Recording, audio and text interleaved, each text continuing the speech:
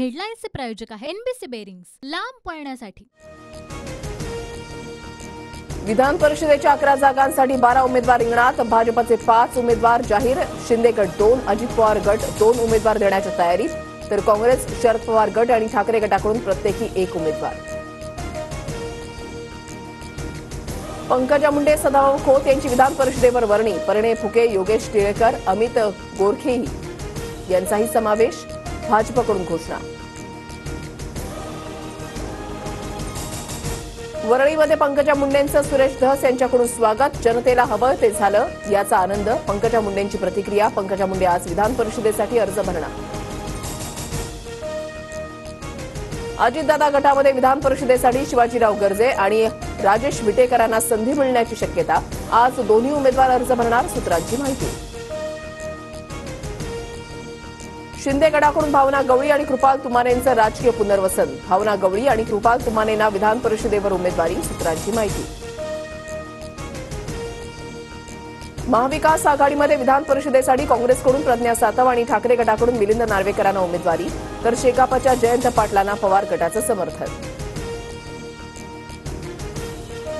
नाशिक शिक्षक मतदारसंघामध्ये शिंदे गटाचे उमेदवार किशोर दराडे विजयी। औपचारिक घोषणा बाकी। अपक्ष उमेदवार विवेक कोल्हेंचा पराभव।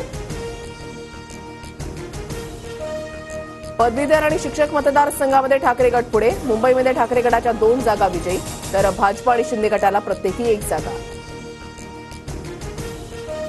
ज्यांनी आम्हाला छळलं त्यांचा सत्यानाश झाला। ज्यांनी आपल्याला संकटात टाकलं त्यांना सोडायचं नसतं। शिंदे गटाच्या अर्जुन खोतकरांचं नाव न घेता रावसाहेब दानवे यांच्यावर निशाणा। मनोज जरांगेंच्या अंतरवाली सराटीमधल्या आंदोलन स्थळाचीही ड्रोनद्वारे पाहणी। अंतरवाली सराटीच्या सरपंच पांडुरंग तारखांची पोलिसात तक्रार।